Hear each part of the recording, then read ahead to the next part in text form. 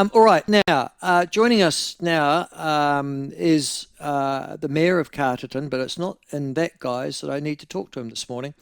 Former Minister of Veteran Affairs, in the wake of the decision of Willie Apiata to gift, I think that's the word, or is it temporary? But no, to gift symbolically his Victoria Cross to the Minister of Minister for Veterans Affairs, Chris Pink, last week, as part of his campaign to have the definition of a veteran changed in legislation.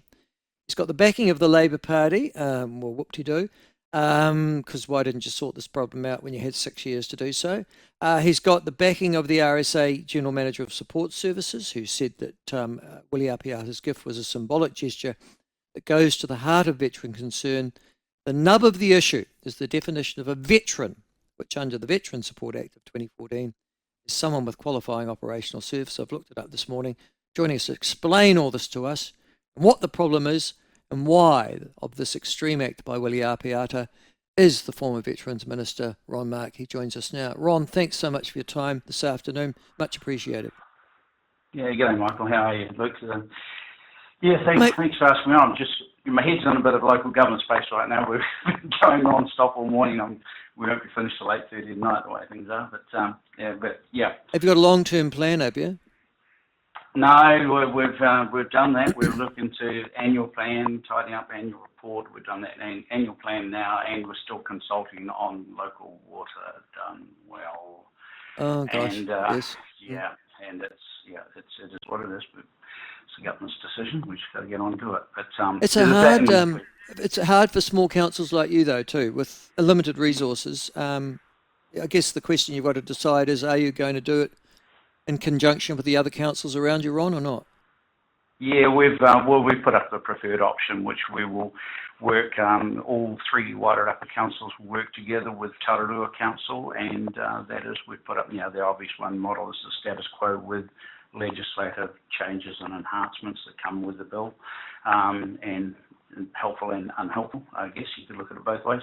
But the preferred model is that we work as four councils together and set up a WC to take care of all the infrastructure across Wairarapa and Tararua as one entity. But that could you just explain to me, when you're consulting on that, is there a chance for people to have a vote because you've got an election coming up soon at a referendum or something, or is it just you go through a consultation process?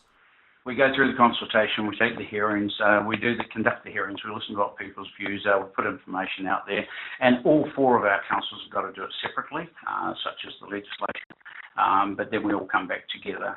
We then pass our own resolutions, and if it turns out that all four councils, at the end of the day, resolve to go with that model, then we will. It could well turn out that one council says, no, our people don't want it to go that way, and they won't, and we'll adjust and pivot from there. But we're in the consultation phase right now, having done a truckload of work for the last 18 months trying to put this all together. But then will come transition, and that's a whole new game with a whole bunch of extra costs that come with that as well. Yeah. Yep, don't envy you, mate, but that's why you're in local government. Good on you. You chose this. For the time being. Well, actually, which would you prefer, being the Minister of Veteran Affairs or being the Mayor of Carterton? Right now, the Minister of Veteran Affairs and the Minister of Defence, because I'm sitting on the sidelines, very, very frustrated. And as you could well imagine, I advanced work in this space back in 2019. I put together a good Veterans Advisory Board. We had some pretty good people on that team, chaired by one former Colonel, Leah Panapa, a very distinguished public servant and military officer. And that we came up with recommendations for the cabinet, the coalition cabinet, that we changed the definition of the veteran. And the reason we got into that is because we had the Patterson report, which I received when I became the minister in 2017. And Ron Patterson's review of the Veterans Act highlighted, I think, don't quote me off the top of my head, 64 recommendations, might have been 70. And I accepted, as the minister, I accepted every one of his recommendations, but he also threw up an out-of-scope recommendation, which I couldn't put before Cabinet without further work, and that was that we address this long-standing issue of the definition of a veteran, which which became a bit of a challenge for the Labor Party, in particular Grant Robertson, who didn't like the money, the size of the bill that came with it. That's just the question I was going to ask, actually. First, take us through this. The definition of a veteran is somebody who's got to have gone overseas on active service. Is that right? Well, qualifying service. And one of the other things that I did as the Minister of Veterans Affairs, I think we re-qualified, was it 12? Was it 22? No, I'm getting old and fuzzy, Michael. Quite a number of operations that had previously not been classified as, or deployments that had not been classified as operations of a conflict type. And we went back through, not me personally, but a good team of people went back through all of those and reassessed those operations and put up recommendations to me that we should reclassify them as operational service, qualifying operational service, and suddenly a whole tranche of people who had deployed on all sorts of deployments, like including Moscow, back in the 70s, suddenly were deemed to be veterans and were then entitled to the health support and the other support systems that veterans are entitled to. One of the great misnomers or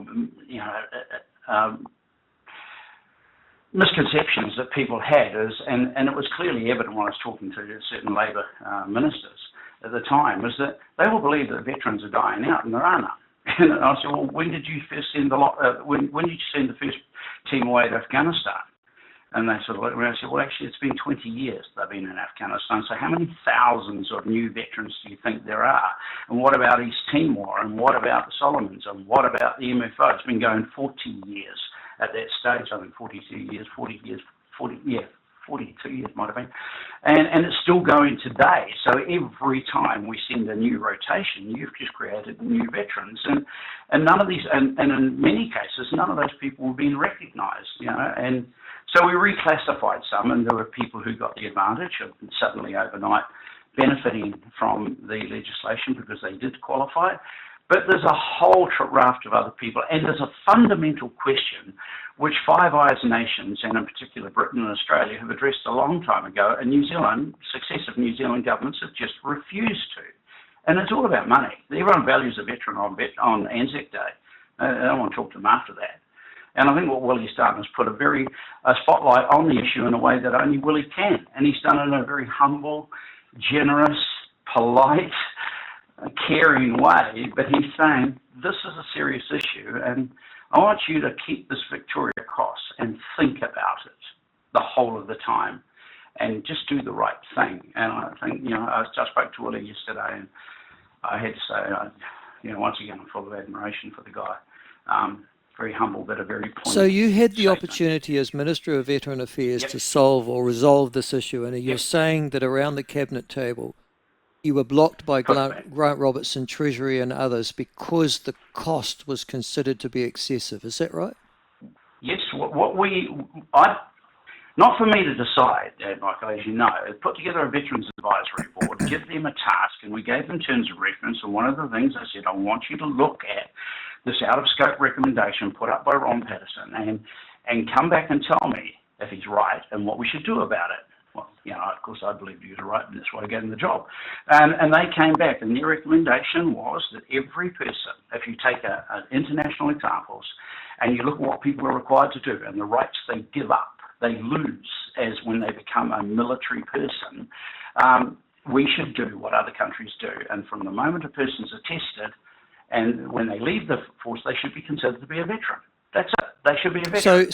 So this is people who aren't okay. So this is people who aren't leaving the country on an active deployment or at some overseas posting. This is anybody who serves in the New Zealand military. Full stop. With the rider that they would receive the services that to meet the health issues and challenges that are derived from their service. And whether that service is here in New Zealand or whether that service is offshore, it didn't matter. So you wouldn't automatically get all the services until you develop conditions, but then as a veteran you would get those services. And it was on a needs basis. And the bill for doing that was about $114 million. And here's one of the great anomalies that stuck out to me. We don't classify New Zealand as an operational theatre, and yet we have specialist people who do who disarm, destroy, remove unexploded ordnance. I mean, there's hardly a month goes by when the EOD team's not deploying somewhere to, deal with an artillery shell that granddad brought home as a souvenir, or a grenade that granddad brought home and has been in the drawer, or they dig something up, or they attend to blinds up in Wairua in the training area. That's unexploded munitions that get fired but don't go bang. And we had a person killed. There's a staff sergeant, and his wife, and that's operational duty. Whenever the police call for assistance and these people roll out because there's a bomb scare or a bomb threat or a suspicious parcel or an actual device has been left, these people I understand have to that. Yeah, I understand that argument. But they're not recognised. I understand that argument, Ron, but I don't understand the argument of somebody who spends 20 years behind a desk getting access to the same Veterans Affairs, and I'm sure that argument must have been put to you as well.